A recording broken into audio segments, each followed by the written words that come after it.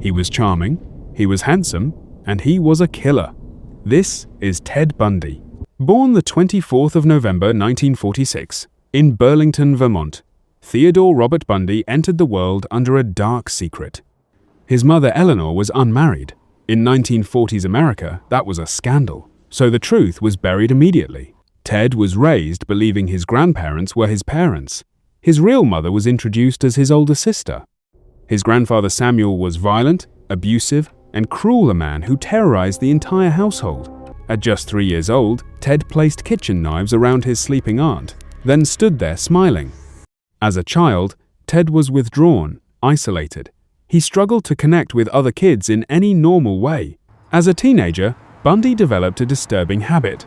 He would roam neighborhoods at night, peeping into windows for hours. On the outside, he was normal, even popular. Inside, something deeply wrong was growing. At the University of Washington, Bundy studied psychology, learning exactly how human minds could be manipulated. He fell deeply in love with a wealthy, sophisticated woman named Stephanie Brooks. She eventually left him, and he never recovered.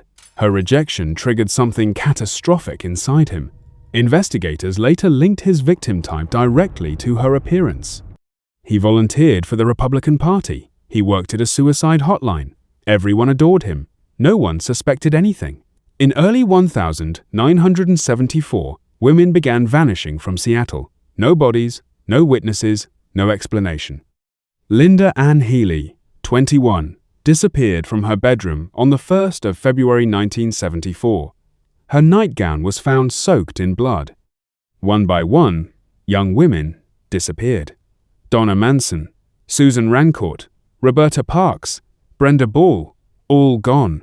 His weapon was his car, a beige Volkswagen Beetle. He had removed the passenger seat to hide unconscious victims on the floor.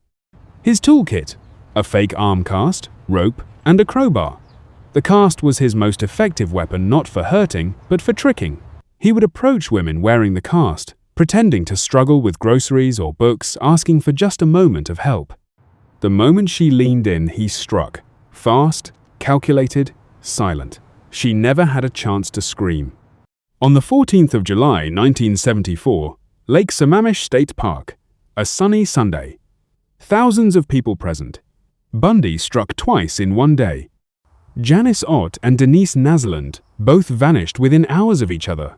Witnesses described a handsome man named Ted with a sling. Police released a composite sketch. People called it in, but nobody truly believed this charming, handsome man could be a killer. By late 1974, Bundy had relocated to Utah to study law.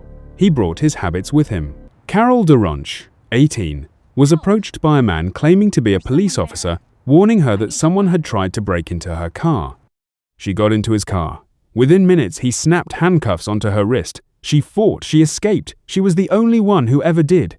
In Colorado, he continued. Karen Campbell, Julie Cunningham, Denise Oliverson. The mountains hid his secrets well. Investigators across 4 states were overwhelmed. The pattern was clear, but connecting it to one man seemed impossible. The 16th of August, 1975.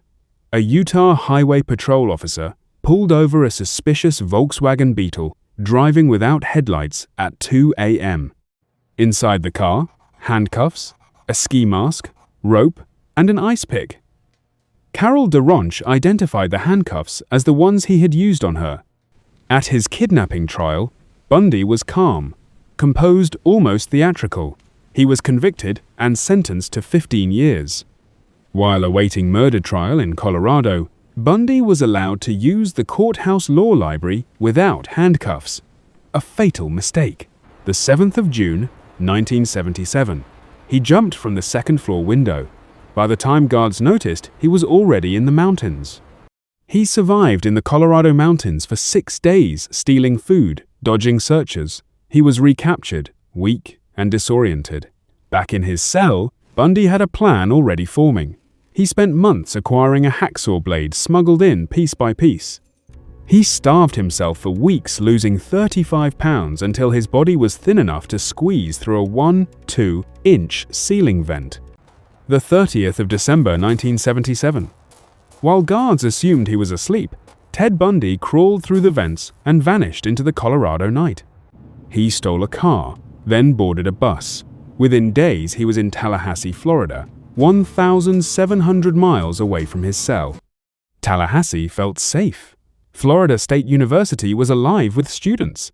Bundy rented a room just blocks from the Chi Omega sorority house. The 15th of January, 1978, 3 a.m. The Chi Omega house was silent. Bundy had been watching it for weeks. He entered through an unlocked back door. In the next 15 minutes, he attacked 4 women with savage, uncontrolled violence. Margaret Bowman, 21, Lisa Levy, 20, both were killed that night. 2 others survived with severe injuries. By morning, the entire campus was in shock. Florida State University was now a crime scene. The whole city was terrified. 3 weeks later, Bundy was still free and still hunting. This time, he targeted someone unthinkable. The 9th of February 1978, Kimberly Leach, just 12 years old, was taken from her school in Lake City, Florida. She was his final victim. Her remains were found 2 months later in a remote Florida state park. The nation was horrified. Authorities were desperate. The 15th of February 1978, 3 a.m. Pensacola officer David Lee spotted a Volkswagen Beetle weaving suspiciously through empty pre-dawn streets. When the officer approached, the driver ran. After a brief struggle, he was pinned down, handcuffed, and arrested. At the station, he finally gave his name. "I'm Ted Bundy." Within hours, law enforcement across America was notified. The news exploded across the country. The man who had been hunted for 4 years across 7 states was finally caught. At his murder trial in Miami, 1979, Bundy fired his attorneys and chose to represent himself, turning the courtroom into a stage. Women sent him love letters. Some showed up styled to look like his victims. The media called it the Ted Bundy circus. The prosecution's strongest evidence, bite marks on Lisa Levy's body, matched Bundy's teeth exactly. Forensic odontology sealed his fate. The 23rd of July 1979, guilty on all counts. The judge sentenced him to death, then said something extraordinary. 23rd of July 1979. The judge told Bundy, "It is a tragedy for this court to see such a waste of humanity. You'd have made a good lawyer." Ted Bundy arrived at Florida State Prison's death row. He had fought, manipulated, and charmed his way through the system, but now there was nowhere left to run. On death row, Bundy tried every legal appeal available. For a decade, he delayed his execution, granting interviews, playing mind games with investigators. FBI agent Bill Hagmaier spent years interviewing Bundy on death row. Of all the investigators, Bundy trusted only him. In his confessions, Bundy confirmed 30 murders across 7 states, but he hinted repeatedly the true number was far higher. Investigators believe the actual death toll could exceed 100. Many cases remain unsolved to this day, families still waiting for answers. As his final execution date approached, Bundy began confessing more, always strategically, always trying to buy more days. He led investigators to remote locations where he had dumped victims' remains, places never found before. Families finally got closure. The 23rd of January 1989. The night before his execution, Bundy met with Bill Hagmaier one final time. He wept, then confessed to 3 more murders. Outside Florida State Prison, a crowd of over 200 people gathered before dawn, some holding candles, some holding signs that read, "Burn Bundy." At exactly 7:16 a.m. on the 24th of January 1989, Ted Bundy was executed in Florida's electric chair. He was 42 years old. Vendors outside sold Bundy barbecue shirts. People barbecued. The scene was as disturbing as it was cathartic for a traumatized nation. But for the families of his victims, there was no celebration, only an empty kind of quiet, the knowledge that their loved ones were never coming back.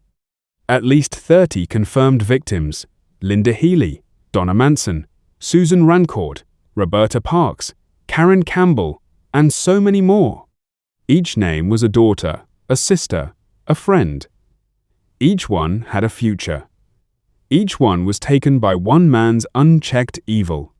Ted Bundy's legacy is a warning. Evil doesn't always wear a frightening face. Sometimes it wears a charming smile. The Ted Bundy case transformed criminal profiling forever. The FBI's behavioral science unit used him to redefine how serial killers are identified and caught.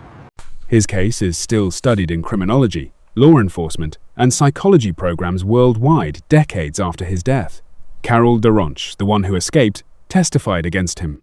Her bravery helped put him on death row. She gave a voice to all who couldn't speak.